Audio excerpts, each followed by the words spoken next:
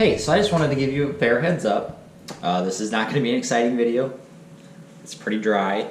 It's probably going to take you longer to watch this video than it is to actually install the, I don't even remember what it's called anymore. I just installed it and I don't remember what it's called. But anyway, if you do watch it, thanks for watching. I really appreciate it. Hit that like button, subscribe, and throw a comment below. If you've used something similar or if you have a different one that you prefer, let me know. I'm always curious. This is just the one that I have experience with because I've just installed it, so very limited experience. It's a very easy install. All you need is a phone, an internet connection, Wi-Fi, and that's pretty much it. I don't think you need any other tools unless you mount the bracket. If you don't have a shelf to set your hub on, then you got to mount your bracket on the wall or something like that. And then you might need a screwdriver, maybe a drill for the drywall anchors. But that's it. Oh, I need a haircut. Somebody tell my wife to cut my hair, please. Don't tell her to do that because she'll just refuse to cut my hair more. Beg my wife to cut my hair, please. Hey, welcome to the channel. Today I want to install this Chamberlain Smart Garage Hub for my garage door. It lets you control your garage door with your phone, which I think is pretty cool. It can also give you alerts whenever your garage door is opened, or I guess opened or closed. I don't know what all it does, to be honest with you. I just like the idea of being able to open and close it with my phone. I think that's pretty cool. We've come really far with technology, and I'm excited for the future. That probably sounded really stupid. May or may not leave that in there. So this is, like I said, the Chamberlain Smart Garage Hub. Comes with the Wi-Fi hub and the door sensor, as pictured there. So this will hook up to one door. And you can buy add-on sensors if you have more than one door. Here's the tag on this guy, if you can read that. I bought this when we first moved in the house back in August. It's now near the end of January, and I'm finally going to get around to installing it. I think it was, I don't know. I don't remember what I gave for it. Around $30 maybe. Probably doesn't matter. I doubt the price is the same now. You can probably get them cheaper. Might even be an updated model now. It's been so long. Say hi, Oscar. Yep, keep sleeping. Oh, to be a cat. Alright, so let's go ahead and get this thing installed. Let's go and open up this box. See what's inside. Honestly, it's a lot smaller than I expected. Just a little tape on it right there.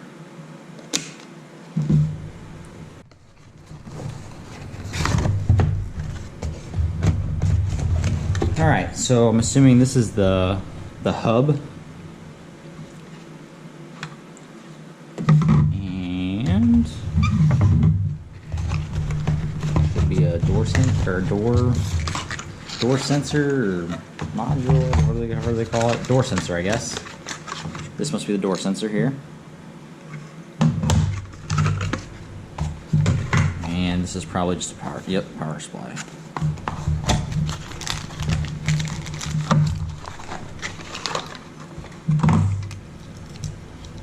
Little mounting bracket. So I guess you mount the hub somewhere near power, and the door sensor, I guess, it's just battery. You have to install the app first, and then it'll tell you how to install it.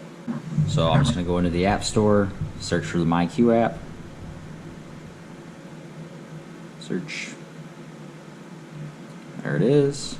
Wow, it's going really slow. Okay, let's go to switch to data. See if that speeds up. There we go. Internet's been running really slow today. If you've seen in my other videos, you know I use cellular data for my home internet. And at times it can be slow, but most of the time it's pretty good. Okay, now I'm going to go ahead and open the app, and I'll have to sign up for an account. So there's what's in the box. You get this warning sticker, warning you about automatic doors. You get a mounting kit, a power supply for your hub, mounting the bracket itself to mount the hub on the wall or wherever your closest power supply is, which actually is probably by your garage door opener. And then the door sensor. You open the app and it gives you a list of devices you might want to set up, so you select the one you purchased. Okay, so the very first step, it tells you to go to the garage, plug your hub into any outlet, but don't mount it yet. So that's what I did, plugged it in. And as you see a blinking blue light, I do. And then you gotta make sure Wi-Fi is turned on your phone. And then you go into the app and you select the device that it discovered. If it discovers it, which hopefully it does. Now it's trying to connect to the hub. It'll ask you which network you want to use. And then type in your network password. Guys, I think I need a haircut. What do you think? Whoops. Those are probably scratched. Yep. Get this channel monetized and I'll cut my hair myself. We're a long ways to go from that though. Alright, now that you've successfully connected your device to your Wi-Fi network, it wants you to pull out the tab on the door sensor.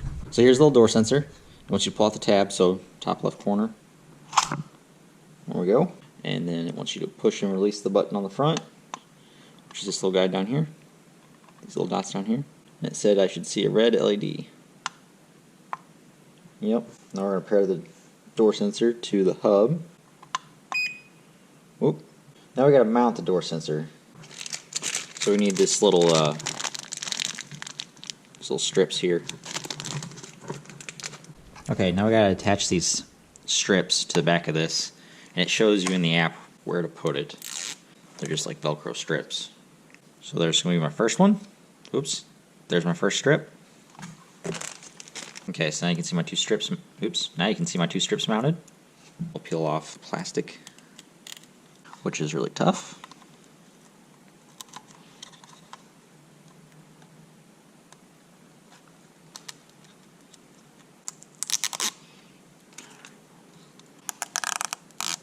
Okay. And then I want to mount on the top panel, either near the right or the left-hand side of the door, but on the top panel. So let me show you. So looking at this garage door, I'm going to mount it on the right-hand side, so I'm going to mount it on that panel right there, about the center of the panel. And they specified to make sure, I don't know if I can, because it's styrofoam. I think they're going to have to deal with it mounted to this.